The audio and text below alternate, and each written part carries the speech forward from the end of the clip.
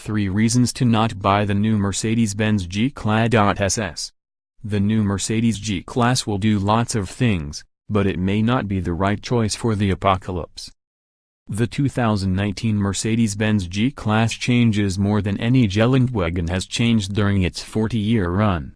With updates like an independent front suspension, variable rate electronically managed shocks, more interior volume and a bevy of Benz-style safety systems, Mercedes has at least tacitly acknowledged that most G550 and G63 customers don't do what the G-Wagen was originally intended to do, and that would be carving its own path where no path exists. The G can still do that, of course. It still has shift-on-the-fly low range, with even greater torque multiplication, 3 standard locking differentials and more ground and axle clearance than ever. After a full drive review, we have to conclude, those convinced that comfort-oriented changes to the G-Class somehow diminish its off-road corridor capability are extremely obstinate, and also possibly proponents of the flat earth theory. Speaking of flat earthers, we've also seen bits of fake news and the burst of publicity surrounding the new G-Class that are actual fake news. Allow us to set the record straight about 3 rumored uses for the G that Don and number 39T make sense. You need a ride for the apocalypse. It's easy to understand the sentiment here. Few off-the-rack passenger vehicles can go as many places with the same dexterity as a G-Class, and with comfortable space for 4, room for the bug-out kit and available video for the kids. If the roads are deserted, you'll make great time in a G-Class, perched above the zombies or rides as you fly. If the roads are clogged with disabled hulks, you don't really need roads. You can even get your G-Class fully armored, from Mercedes or a handful of reputable aftermarket firms. When SHTF, you load the kit and bug out, right? Probably wrong. The problem is that this G-Class is not likely to survive the giant deep-state EMP, electromagnetic pulse, that launches the apocalypse in the first place. The pulse will render all those newfangled electronic management tools spread around the G-Class toast, and it will likely render this new G, or any from the last several decades, a 5,500-pound paperweight, not counting the armor.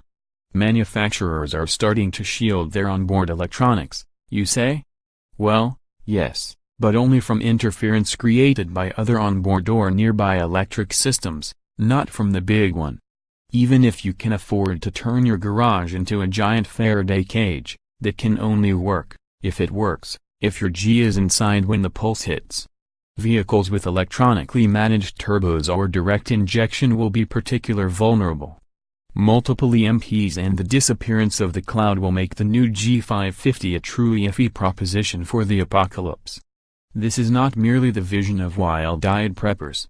In the early 2000s, the congressionally mandated EMP Commission actually collected 37 popular vehicles and blasted them with a 30 kV/M pulse, a relatively mild dose compared to what might be generated with a modern thermonuclear device.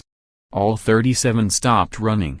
Many could be refired with some prodding, but only those toward the older end of the model years assembled, 1986 to 2002. Those closest to the 2002 end were permanently inoperable. And automotive electronics have grown magnitudes more complex since. About 6 years later, the Commission observed that since 2002, the number of microprocessors in cars and the reliance on microprocessors in all motor vehicles has increased greatly. Also, the sensitivity of the electronic circuitry to EMP has increased due to the use of smaller electronic components designed to operate on lower voltages. You might alternately consider one of the first carbureted G-Wagons, but they're really hard to find in North America, and spare parts harder still. Better to get yourself a CJ5, pre-1980, or a K5 Blazer. You can invest the windfall in a manageably sized Faraday cage for more important stuff, proper water purification measures, and even a conversion to run on home-stilled ethanol. You may not get as many envious looks from the post-apocalypse hipsters, but you're more likely to get where you want to go. You plan to be the intimidator. We also understand frustration with left-lane flow constrictors and sundry fools that pass for drivers in some locales. From the thin air up in the G-Class driver's seat, With a clear view almost down to the front bumper, it's easy to envision its effect on your road mates. The rear-view specter of a beady-eyed G closing fast, then tethering itself a few feet behind at 80 miles per hour, might be enough to intimidate all Ironhead himself. You might be expecting us to tell you that, with a soft, long travel brake pedal and steering compromised for off-road use, intimidating with a G-Class is not as good an idea as you might think. Or that you could do the same with lower upfront costs. A low-trim Ram 1500 4x4 is fairly effective. Again, you'd be wrong. We're telling you to not be that person. We don't want that person here. If you seek to turn your ride into a weapon, your own foolishness knows no bounds.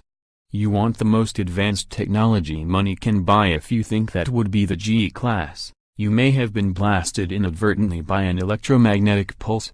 What you'd be buying here is great engineering, not the latest technology.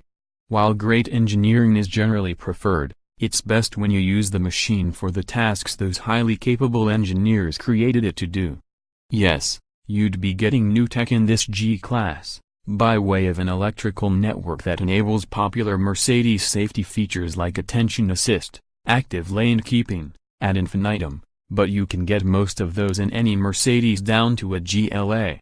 You're also getting a vehicle very similar to its forebears nearly 40 years ago, more similar, say, than the current 991 Gen 2 Porsche 911 is to the original 911 from 1963.